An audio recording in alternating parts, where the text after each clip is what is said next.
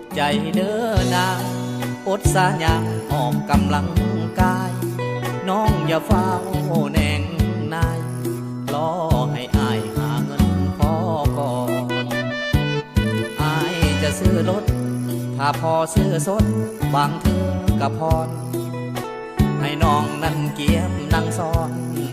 แม่บังอ่อนอายสิพาสิบ่มีปัญหาน้องจะรอท่าบ่คอนแค่ตั้งใจดีๆเด้อแฟนให้มันแก่นได้ดังใจทุกสิ่งน้องอยู่ทางบ้านคอยพ่อตาหวานด้วยใจจริง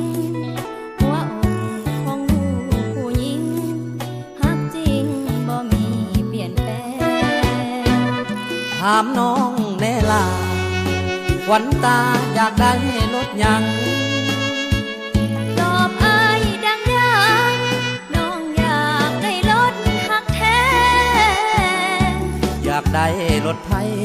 หรือขวัญใจอยากได้รถลากแกคือเฝ้าเว้าไปก่อนแท้อายผู้ฟังแน่อย่าเฝ้าขี้โมการสื่อการขายต้องวางเป้าหมายไว้ก่อนเรื่องอื่นน้องบ่สะออนขอนำถอดอย่าเอาแฟนมาโซถ้าฝันเป็นจริงสิพาน้องหญิงนั่งรถคันโก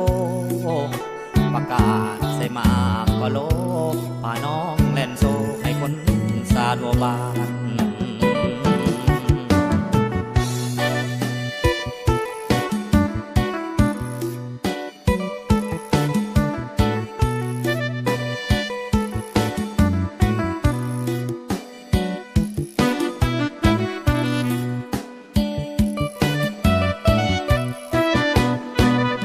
ถามน้องแน่ล่ะขวัญตาอยากได้รถยังตอบอายดังๆน้องอยากได้รถฮักแท้อยากได้รถไถหรือขวัญใจอยากได้รถลากแกคือเฝ้าเว้าไปก่อนแท้อายผู้ฟังแน่อย่าเฝ้าขี้โมการสื่อการขายต้องวางเป้าหมายไว้ก่อนเรื่องอื่นน้องบ่สะออนขอนำถอดอย่าเอาแฟนมาโซถ้าฝันเป็นจริงสิพาน้องหญิงนั่งรถคันโกประกาศใส่มากกว่าโลพาน้องแล่นโซให้คน